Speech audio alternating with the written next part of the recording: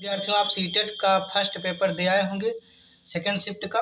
तो यहाँ पर देख लीजिए, हमारा जो है पेपर कोड डी था, तो मिलाइए इसको, आप मिला लीजिए। शिक्षार्थी अधिगम प्रक्रिया में व्यस्त और सक्रिय रूप से शामिल महसूस करते हैं, तो यहाँ पर दूसरा विकल्प सही होगा। गतिविधियाँ उनके संदर्भ से संबंधित होती हैं।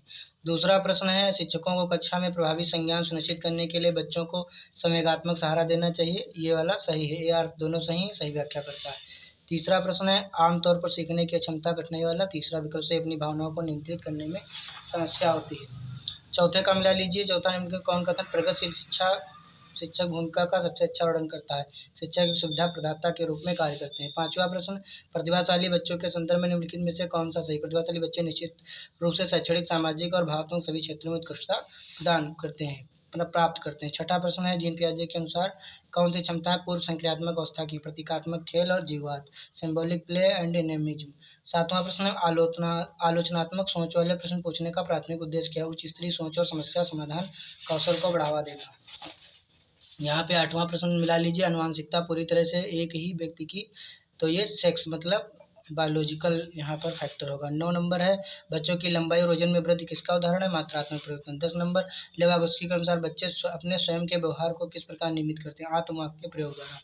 11वां नंबर है, विकास के संदर्भ में निम्नलिखित कौन सा कथन सही। विकास चक्रीय तरीके से होता है, रैखिक नहीं होता। 12 नंबर, कक्षा पांचवी बच्चों को तैरने, डूबने, उदाहरणों को पढ़ाने के लिए संरचनावाद में दृढ़ विश्वास रखने वाला दृष्टिकोण पावर पॉइंट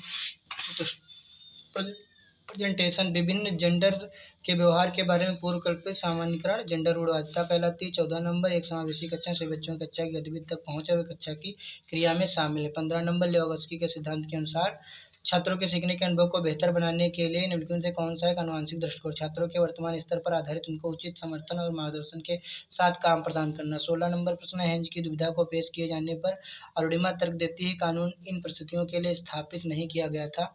इस स्थिति में दवा लेना वास्तव में सही नहीं। नैतिकता का विरोधाभास, व्यक्तिगत अधिकार व लोकतांत्रिकता।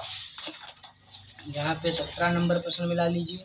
गणित में अपने खराब अंकों के बारे में बात करते हैं। अभी कहता है मुझे अंकों की समझ में अपने किसको ठहरा रहा, कोशिश की कमी। 18 नंबर, जबकि कुछ बच्चे 12 महीने की उम्र में बड़बड़ाना और 2 शब्दों को आगे बोलना शुरू कर देते हैं, 20 महीने की उम्र तक ऐसा नहीं करते कुछ बच्चे। विकासात्मक प्रतिमान केवल सांकेतिक है। ए आर दोनों सही, आर ए की सही व्याख्या। 19 नंबर, उनकी कौन सा एक अच्छी तरह से तैयार किया गया आलोचनात्मक सोच को प्रश्न की विशेषता नहीं है, मुख्य रूप से तथ्यात्मक जानकारी पर आधारित है। 20 नंबर प्रश्न है, शिक्षकों को बच्चों के साथ काम करते समय लगातार अपने स्वयं के दृष्टिकोण पूर्वाग्रहों की जांच करनी चाहिए।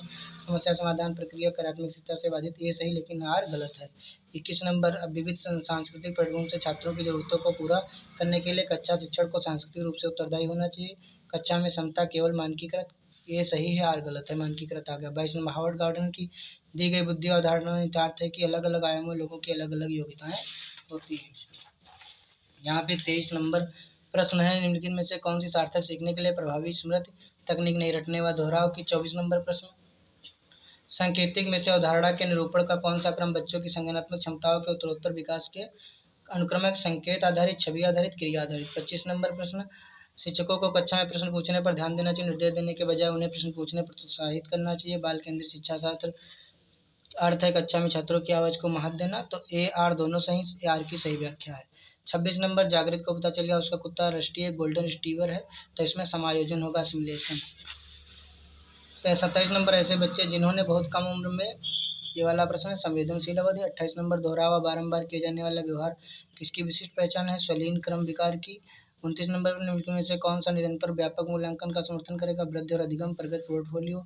30 नंबर, सामाजिक रचनावादियों के अनुसार अधिगम की प्रक्रिया के बारे में निम्नलिखित में से कौन सा कथन से अधिगम अर्थ निर्माण की सामाजिक प्रक्रिया है।